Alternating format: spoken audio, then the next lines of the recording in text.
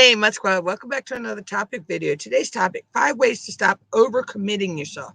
Before we get started, please go down below, hit my subscription button and bell so you know when I post a new video, premiere, or live stream. Also, like, share, and subscribe. Today's topic, 5 ways to stop overcommitting yourself. Have you ever agreed to doing something even when you actually wanted to say no? I have a lot of times. Well, we've all been there, especially those of us who are people pleasers by nature. We say yes to every request and invite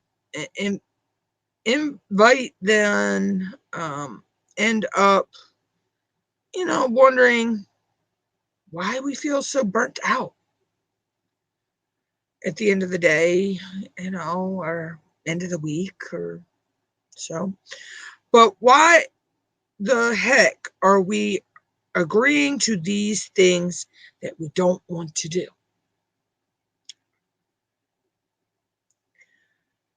Sometimes we say yes because we feel guilty about saying no. We don't want to inconvenience another person, even if it inconveniences us. We also say yes because we want to look busy and productive. There's so much pressure to do literally everything these days.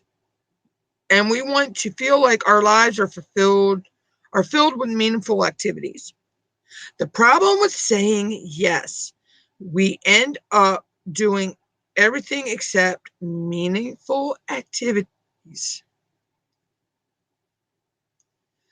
When we keep saying yes, we no longer have time to do the things that we want to do. Instead, we just doing what other people want us to do. I think we need to take back our time and get more mindful about what we say yes to. How do we do this? Keep on reading, blogs that talk about, research. There's 5 tips I'm going to share to help say no and avoid overcommitting yourself. How to stop overcommitting yourself. Listen to your inner voice. If you feel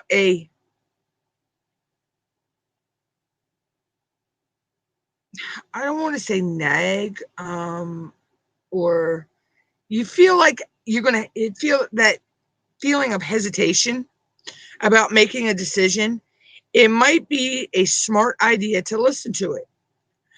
Your gut instinct is usually right about whether you should say yes or no to something.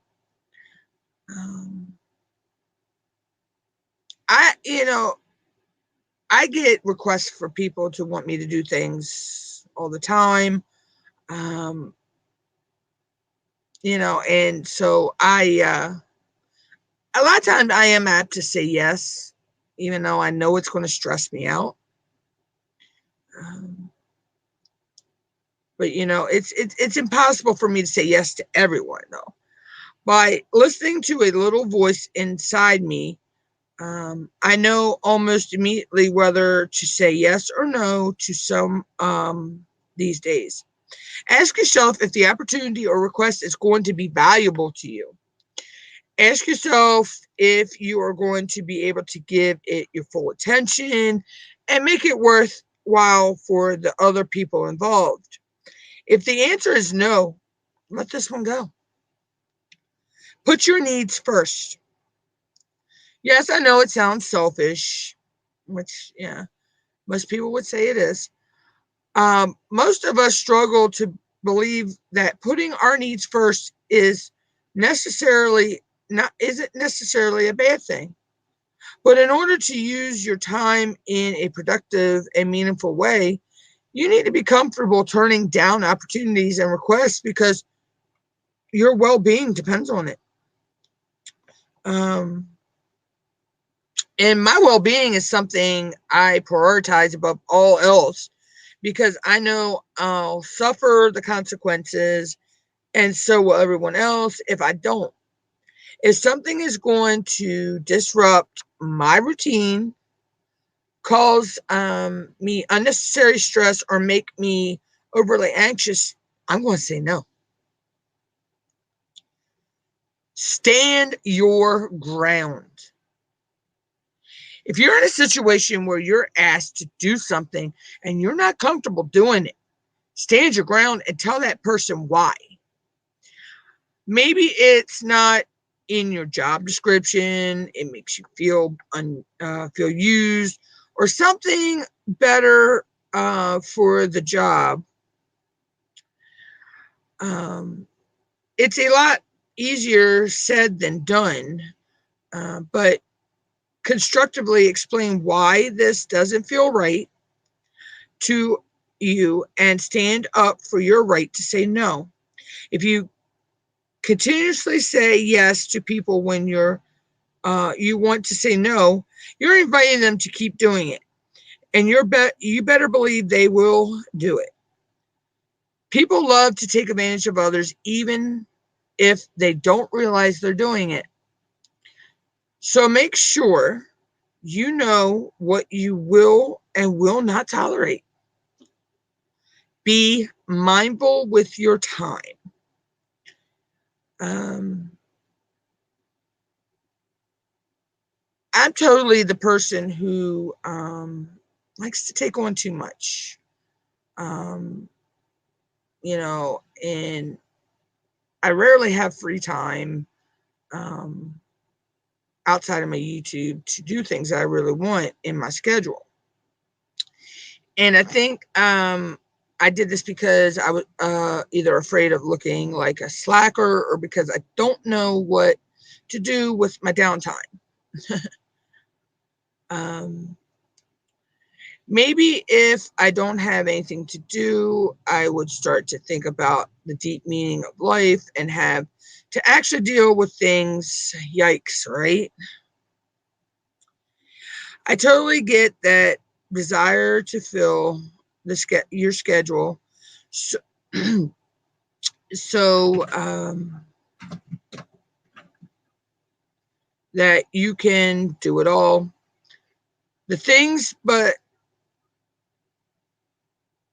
I think it's more important to that we look at our schedules from the uh, qualitative rather than the quantitative perspective. Ask yourself what you want to do in your schedule with your schedule. What really diverses your time? What drives you? Um, what is going to give you the energy rather than drain your energy? If something is potentially going to take away from these things that are important to you, say no. And last but not least, prioritize self-care time. It is important for us to understand the benefits of downtime and relaxation. Instead of feeling like we need to do something productive all the time, just because we have a blank space in our schedule, does not mean that you are not being unproductive or wasting your time.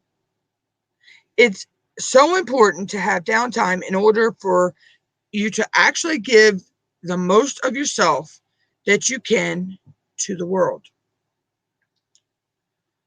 I could potentially spend every waking hour working, because sometimes I do. Um, and I love what I do. But I know that in my heart, I need to take time to recuperate, recenter, refocus, re-energize. That way I can do better work and make a bigger impact with the people I work with. I like here on YouTube. Make sure you're adding self-care into your schedule and not letting everything take away from that time. What can you remove from your schedule this week? What will you say no to? Leave those answers in the comments below. I'd like to see, what you people say. That is it. I hope this helps you out. If you like this video, please go down below, hit the subscription button and bell so you know when I go live, post a video, premiere. Also, like, share, subscribe, and I'll catch you in my